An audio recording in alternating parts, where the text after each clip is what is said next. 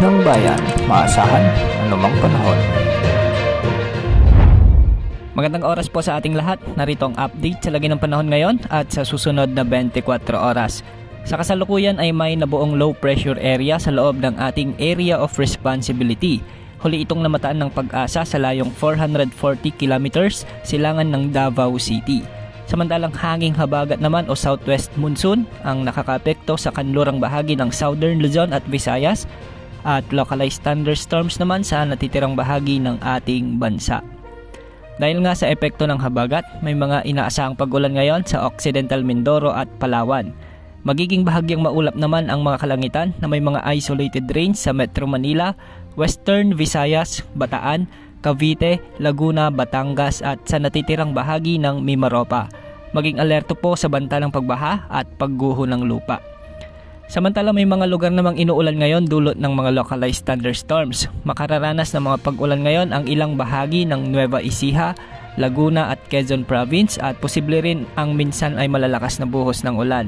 Posible rin ang mga pag-ulan sa Pangasinan, La Union, ilang bahagi ng Ilocos Provinces, ilang bahagi ng Cordillera Administrative Region, Aurora, northern part ng Bicol Region, northern parts ng Samar at Leyte Provinces, northern Cebu, eastern part ng Bohol at ang Negros Island.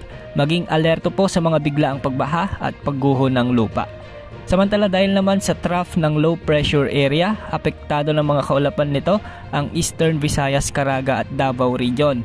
Ayon sa Pag-asa, tumataas ang tsansa nitong lumakas bilang bagyo sa mga susunod na araw habang binabagtas ang central at northern parts ng ating bansa, particular sa Visayas at Luzon.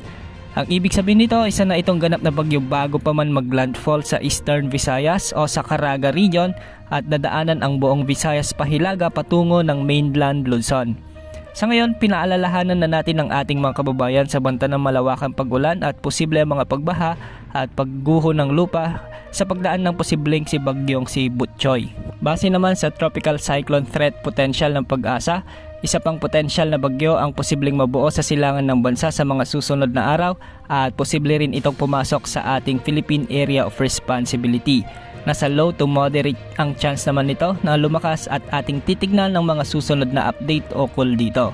Samantala lumakas na bilang bagyo ang low pressure area na nasa West Philippine Sea at sa kasalukuyan ay nasa dalampasigan na ito ng Vietnam o sa mga oras na ito ay nakalandfall na. Wala namang direktang impact ang bagyong ito sa ating bansa maliban sa pagpapalakas nito ng bahagya sa ating habagat.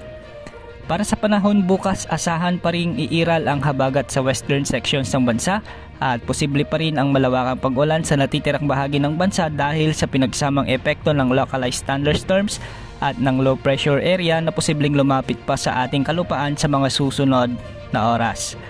Ayon naman sa Pag-asa, walang nakatas na gale warning ngayon sa ating karagatan.